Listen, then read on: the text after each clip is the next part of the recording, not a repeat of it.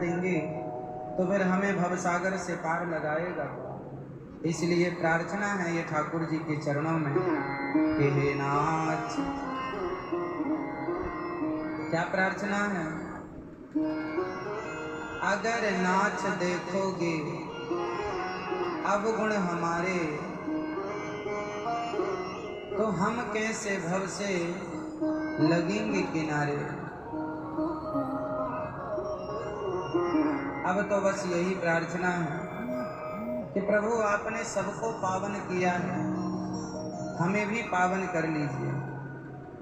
हम कैसे हैं? हम कैसे हैं?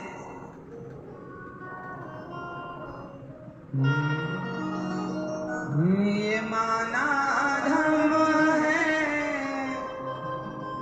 पावन कुटिल है। ये माना कि मैं अधम हूँ, अपावन हूँ, कुटिल हूँ। ये माना धर्म है, अपावन कुटिल है।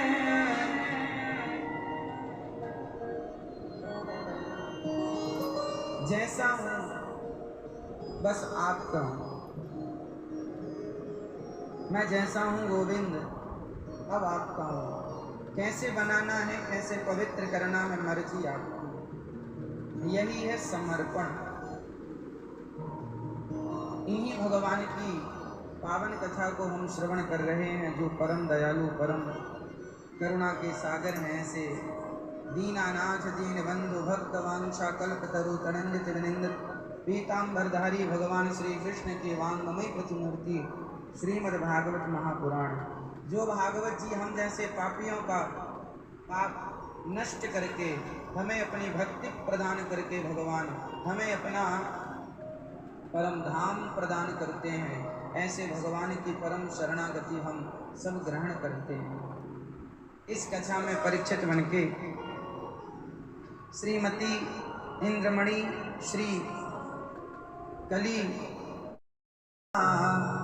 धामना स्वेन सदा निरस्त कुहकम सत्यम परम धीमहि। तो ये भागवत जी की जो अमृतमयी कथा है, आप लोग बड़े भागी हैं कि भागवत श्रवण कर रहे हैं। जन्म आदि यस्य जन्माद्यस्य, जिस परमात्मा के द्वारा ये सृष्टि उत्पन्न हुई, पालन हुई, संहार जो करते हैं, उन्हीं परमात्मा को सत्य स्वरूप मानकर हम उन्हें बारंबार नमस्कार करते हैं। बोलिए सच्चिदानंद भगवान की जय। प्रिय भक्तों, भागवत जी कुछ प्रश्नों से शुरू होती है। आइए उन प्रश्नों पर प्रकाश डालते हैं। भागवत जी का पहला प्रश्न है कि मनुष्य का धर्म क्या है? मनुष्य का धर्म क्या है? हम पहले ये कंफर्म कर लें कि क्या हम मनुष्य हैं। आप में से कितने लोग मनुष्य हैं? जो मनुष्य हैं वो हाथ उठाएं। आप मनुष्य हैं? आप मनुष्य नहीं हैं?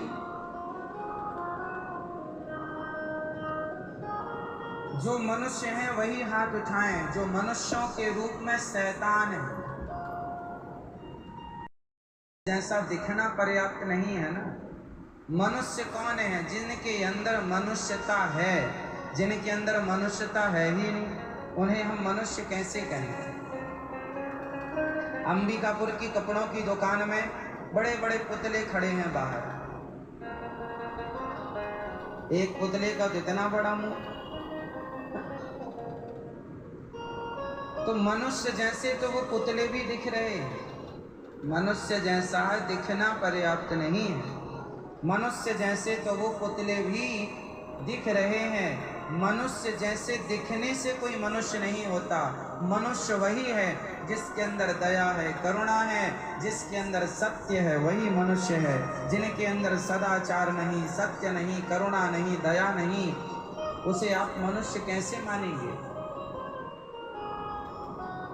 अच्छा बताइए, शुद्ध सोना कितने कैरेट का होता है? सबको पता है? 24। यदि आप आभूषण बनवाते हैं तो वो कितने कैरेट के बनते हैं? क्या 24 कैरेट का आभूषण हो सकता है? संभव ही नहीं। टाके कहीं ना कहीं तो लगेंगे, और लगेंगे तो कैरेट गिरता चला जाएगा। 22 कैरेट, 23 कैरेट, 20 कैरेट, 18 कैरेट के आभूषण हमें बाजार में मिलते हैं। पेवर शुद्ध सोना होता है 24 कैरेट का, पर जो आभूषण होते हैं वो 24 कैरेट का नहीं होता। टाका इत्यादि लगाने में मिलावट करनी पड़ती है। शुद्ध सोने के टाके नहीं लगते, उसमें कुछ और धातुओं को मिलाना ही पड़ता है, तो कैरेट कम हो जाता है। सिंपल भाषा है, यदि आप मिलाते चले जाएंगे सोने में, उसका कैरेट डाउन होता चला जाएगा, उसकी शुद्धता गिरती चली जाएगी। उसी प्रकार जब आप लोग अपनी माँ के पेट से बाहर आए तब आप लोग 24 कैरेट के थे, पर जैसे जैसे बड़े होते गए आपके अंदर भी मिलावट होती गई। काम, क्रोध, लोभ, मोह, अभिमान, निंदा, चुगली, मत्सरता, इतनी मिलावट हो गई कि अब आप ही बताओ कि अब कितने कैरेट के बचे हो आप लोग? बताओ, बताना है। आप कितने कैरेट के हैं इस समय? 24 के हैं, 20 के हैं, 10 के हैं, 5 के हैं, या 2 के बच्चे हैं? मैया बताओ मेरी माँ। ओ मैया कहो कुछ, कितने कैरेट की हो आप? 24 कैरेट की हो? क्या हो मैया, 24 कैरेट की हो? हेलो, ये मैया 24 कैरेट की हैं। 4 कैरेट बता रही हो? अच्छा, 4 कैरेट की।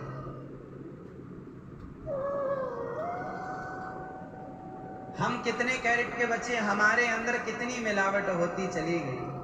आप लोगों के अंदर काम है कि नहीं? हाँ या ना? क्रोध है कि नहीं? हाँ या ना? काम, क्रोध, लोभ, मोह, निंदा, चुगली, कपट, सारा कुछ समाया है। इसलिए हम 24 कैरेट के नहीं।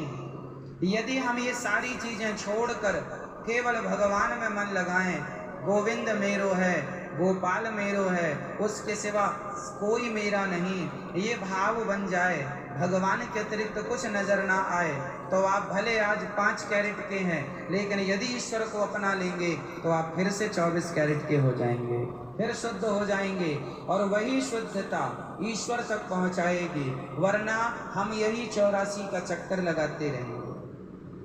पुनरपि जननम पुनरपि मरणम पुनरपि जननी जठरे शयनम। इसलिए भज गोविंदम गोविंदम भज।